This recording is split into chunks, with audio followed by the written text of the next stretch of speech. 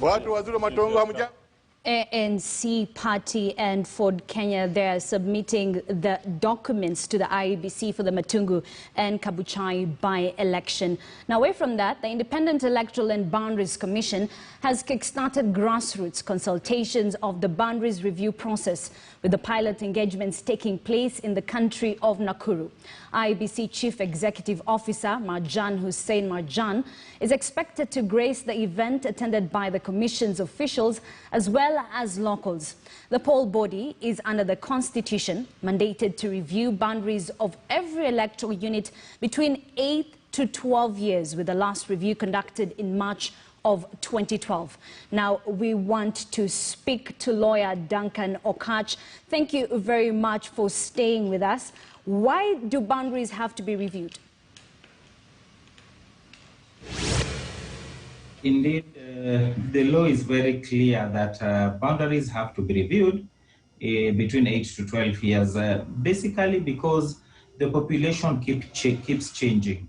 And the essence of the boundaries is to ensure that there is proportionate representation, so that IEBC, and in terms of the general elections, it can be said that there is a proportionate representation of the population, and they measure it in terms of a population quota. So it's basically in terms of the rights of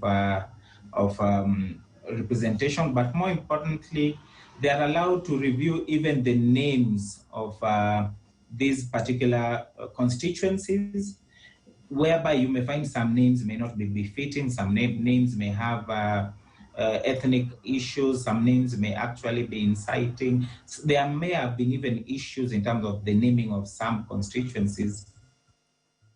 So then what parameters will be used to review these boundaries? So this gives the IEBC the path.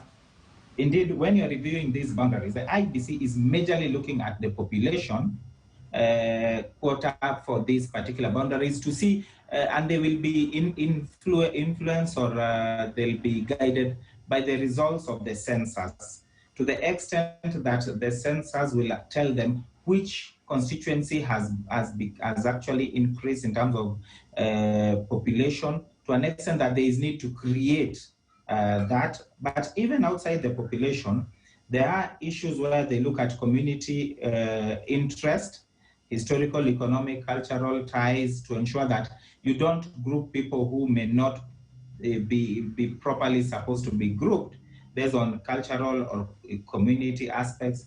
They may be looking at the economic aspects in terms of these particular constituencies. They may be looking at the means of communication to ensure that you have constituencies and boundaries which are practical in terms of the performance and efficacy. But remember, as they are doing so, it is critically important to note that the Constitution also says that you cannot review these boundaries 1 year to a general election. So even this review must take place before August this year.